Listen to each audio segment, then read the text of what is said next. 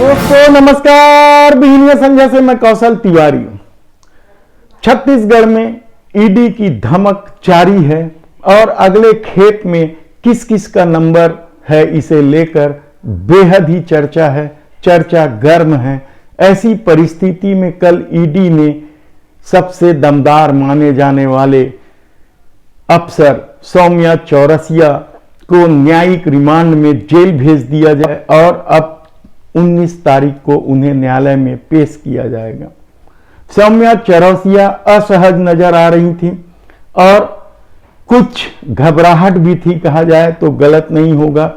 ऐसी परिस्थिति में आने वाले दिनों में मनी लॉन्ड्रिंग और कोयला घोटाले को लेकर और किस किस पर कार्रवाई होगी, जांच का दायरा कहां तक जाएगा, डीएम फंड, आरटीओ, सिंचाई विभाग से लेकर कई तरह के विभागों के नामों की चर्चा है।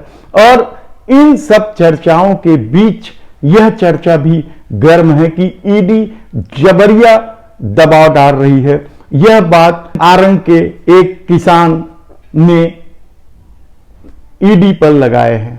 वतन चंद्राकर कौन है, क्या है इनकी राजनीतिक पृष्ठभूमि किस तरह की है, इस पर हम विस्तार से आपको बताएंगे कि ईडी उनसे क्या पूछताछ कर रही है और वतन चंद्राकर ईडी के दायरे में कैसे आए हैं, हम आप विस्तार से बताएंगे। लेकिन यह बता दें कि छत्तीसगढ़ के कई अफसर सौम्या चौरसिया के जेल जाने को लेकर खुशी मना रहे हैं और पार्टी तक करने की चर्चा है। सौम्या चौरसिया के रौब से ये अफसर थर थर कांपते थे, अब वे खुशी मना रहे हैं। तो एक बड़ा खेमा भी जो मुख्यमंत्री भूपेश बघेल का खेमा है, उस खेमे में सौम्या चौरसिया को लेकर उदासी है, कहा जाए तो गलत नहीं होगा।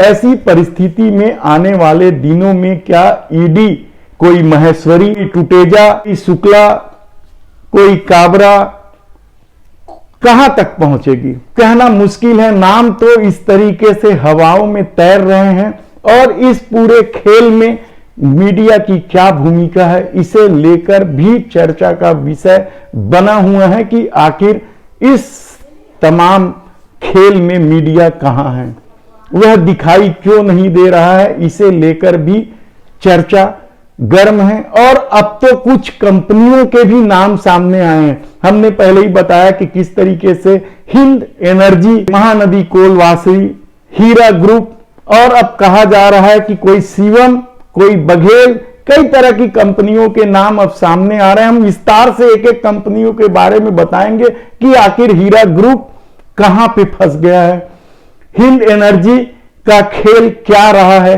महानदी कोलवासी किस हद तक इस पूरे खेल में शामिल है, शिवम कौन है, यह कौन सी कंपनी है, ट्रेडर्स है, कंस्ट्रक्शन है, यह भी हम आप विस्तार से बताएंगे कि यह कंपनी कैसे रातों रात बड़ी कंपनी बन गई।